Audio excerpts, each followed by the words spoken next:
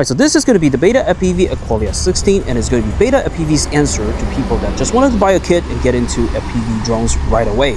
So is the thing actually worth it, or is it a buy one, cry one? Well, let's actually look into the details so you can decide if you want to spend your hard-earned money on this. Before we begin, if you can, please help me like and subscribe, as this is going to keep my content flowing. Thank you. Alright, so since the Aquila is going to be a kit, you're going to be getting everything in the box like this. In the case, you will be getting a remote, which is going to be ExpressOS compatible, an analog box goggle, which is developed by BetaFPV.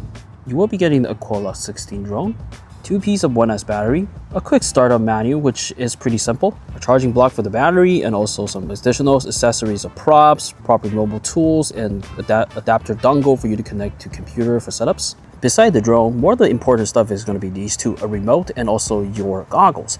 So good news to you is that if you get this kit, at least you will be able to reuse these two products in order to connect to your other drones or something, which is a very big plus for me because yeah, if you just getting something so proprietary to a point that you cannot even use it to bind with other stuff, then it's kind of wasting money in the long run. So for the remote, this one is actually going to be ExpressOS on 3.x versions, which means that you will be able to bind with most of the ExpressOS drone. At least they are in 2.1 gigahertz kind of era. Then you can use this remote to like connect to it to fly it if you want to. As for the goggles, this is going to be an analog goggle, which means that you will be able to connect to almost any analog drone if you want to do that. And one thing I really like about BetaFPV done this time is that they actually include a slot for you to plug in an SD card. You will be able to record DVR because the previous versions, I don't think there was this kind of function. So this is very important if you like kind of like flying whoops and you wanted to record the footage. DVR is especially important. However, one key takeaway for this goggle is that you will not be able to fit if you wear glasses like me. So that is going to be a big downside for this thing. So just remember when you're getting this, if you wear glasses, it's not going to fit. Alright, so since this is going to be like a beginner kit, there's nothing that you have to do to connect it. You just have to power everything on. This should work directly. Probably a little bit on the goggles side because you do have to make sure the channel is correct, but that's going to be something that, yeah, pretty simple. All you need to do, power up the remote, plug in a battery right here. Okay, wait until the light turns solid. Alright, once it turns solid, basically this is already mounted to the remote already. And what you can do is just to flip the arm switch, which is going to be this one.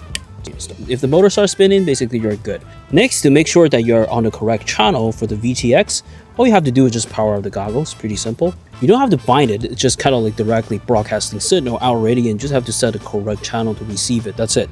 So there's not a binding process for these two. So once the goggle has been powered on, you're going to be seeing a lot of statics. So what you can do is there is just going to be a search button right here. All you have to do is just kind of long press it, and it's just going to automatically start searching for the best channel to kind of bind with. You can see that on the top there was something that is just kind of jumping around. Yeah, you can see we're actually getting footage already. So this is just going to be how easy it is to set it up. There's not going to be any learning curves for you to kind of learn how to use it. Since I won't be able to fit into this box goggle, I'm just going to be using my Sky Zone goggles to like kind of fly this. I'll record both DVRs so you can also compare like which actually the difference it is on kind of like a higher premium goggle and kind of like how the box goggle works. Next, let's fly this together so you know how it actually performs. As the Aquila is more like an indoor whoop, we are actually moving indoor to test the Aquila here, which should give it some kind of more justice. At outdoor environment, the Aquila just, I don't say it's performing well because as long as there's wind, it just doesn't fly okay. We are going to start with the normal mode with the optical flow assistance. At indoor with no wind, you are going to feel that the Aquila is very easy to handle with optical flow sensor, kind of like helping you stabilize the quad. And it does make flying a lot more easier as there's no need to worry about your throttle management, which is one of the hardest topic to master when you start FPV as a complete beginner. Now you just need to keep the throttle at around 50% and the sensor is just going to do the job by keeping it at a certain level without you dropping. For beginners, this mode is going to help you get used to the stick movements, and then when you get enough confidence, you can move to the next level with the angle mode. So with the angle mode, which is a sport mode in the BetaFPV world, again with this mode, you will lose optical flow sensor. So now you are required to manage your throttle, but the flight controller here is still going to be helping you by limiting your tilt angle, which with angle mode activated, no matter how much pitch and rolls you're going to be giving to the Aquila, the quad will only tilt at a certain angle. This is important because now you will never be able to roll over and crash by accident.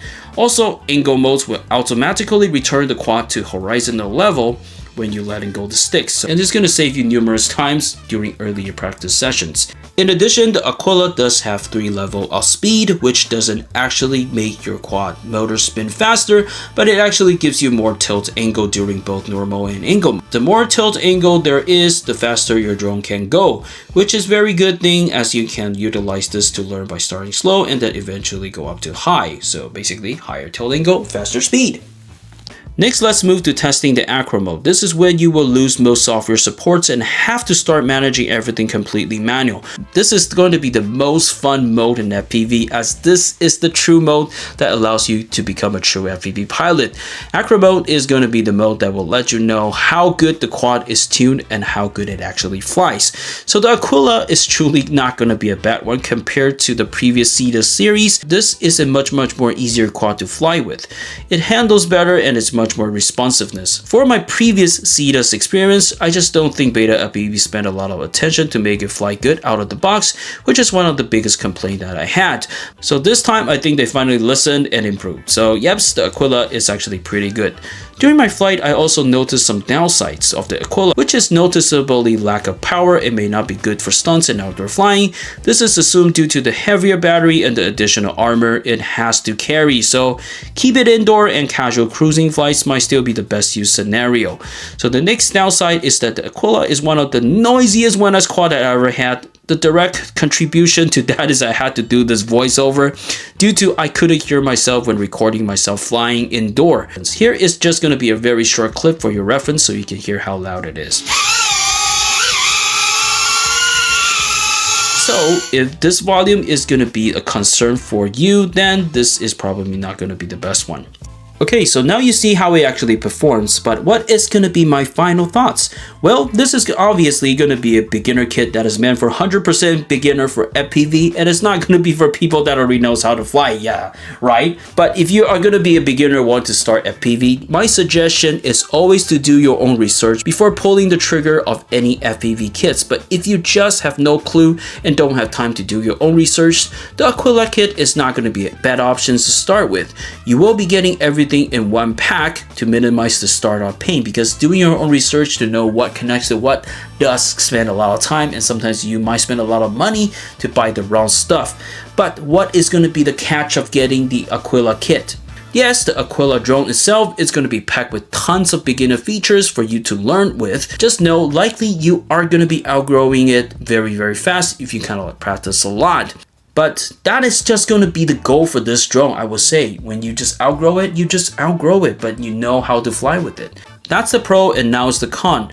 Besides the previous downsides that we have mentioned before of the Aquila, because of having so much beginner features, the Aquila is going to be running BetaFPV self-proprietary software, which if you wanted to make any adjustment or connect to any other radio of ExpressOS, probably it's going to be a little bit more tricky. It's doable, but it's just not going to be that straightforward. Though the good news is you are able to reuse the goggles and the remote for the rest of your FPV journey. If you wanted to stay ultra budget and don't want to spend any money on these, you can reuse them. So the goggles is going to be analog goggles, which is basically going to work with any analog drones. You know, as long as the VTX is going to be analog, this BetaFPV goggle generally is going to work. As for the radio, it runs on ExpressOS, which currently most of the market, it's going to be dominated with all ExpressOS bind and flight, so you will be able to reuse this radio to connect to most of the bind and flight drones. Besides this, you will also be able to reuse the radio for a simulator, so yeah. Alright, so that is just going to be my thoughts about the Aquila kit. And if you ever own an Aquila kit and have some thoughts about it, why not just drop a comment down below so you can also help other people decide. Alright, I'll see you in the next one. Bye for now.